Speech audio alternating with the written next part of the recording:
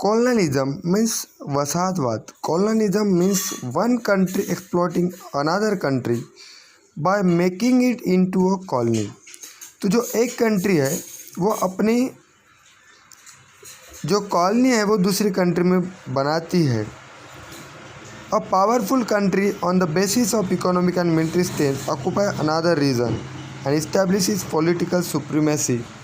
This is known as colonialism. तो जो powerful country है वो क्या करती है, अपने इकोनॉमिक और मिलिट्री स्ट्रेंथ के सपोर्ट से जो दूसरी कंट्री का जो रीजन है वहाँ पे अपनी कॉलोनी इस्टेब्लिश करती है और अपना पॉलिटिकल जो पावर है वहाँ पे बढ़ाती है. उसको बोलते हैं this is known as colonialism. This tendency of colonialism lead to rise of imperialism among the European. और इस कॉलोनलिज्म की वजह से ही यूरोप में इम्पीरियलिज्म स्टार्ट हुआ. इम्पीरियलिज्म मीन्स साम्राज्यवाद. Imperialism means a system in which a powerful country controls other country by establishing its overall domination and establishing many colony. तो इम्पीरियलिज्म मीन्स क्या होता है, जो पावरफुल कंट्री है वो कंट्रोल करती है अदर कंट्रीज पे by establish overall domination and establish many colony. वो उस पर वर्चस्व जताती है और वहाँ पे कॉलोनी को इस्टेब्लिश करती है. Many countries from Asian and African continent fell prey this imperialist aspirations of the European nation. तो जो एशियन और अफ्रीकन जो कॉन्टिनेंट है उस पर जो यूरोपियन नेशन ने अपना जो पावर है वहाँ पे बढ़ाया है और ख़ुद की कॉलोनी वहाँ पे इस्टेब्लिश की है.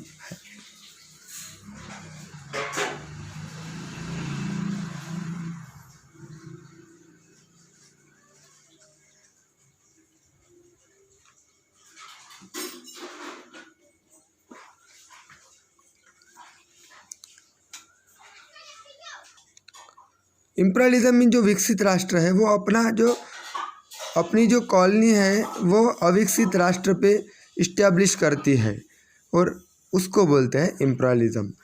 Means a system in which a powerful country controls other countries by establishing it overall domination and establishing many colonies. Many countries from Asian and African continent fell prey to this imperialist aspiration of the European nation.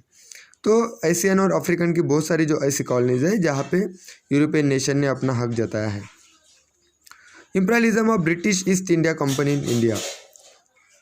There was a competitions among European countries for acquiring trade monopoly in India. European countries में competition चलता था किसके लिए, trade monopoly के लिए, व्यापारी मक्तेदारी के लिए. कहाँ पे, इंडिया में.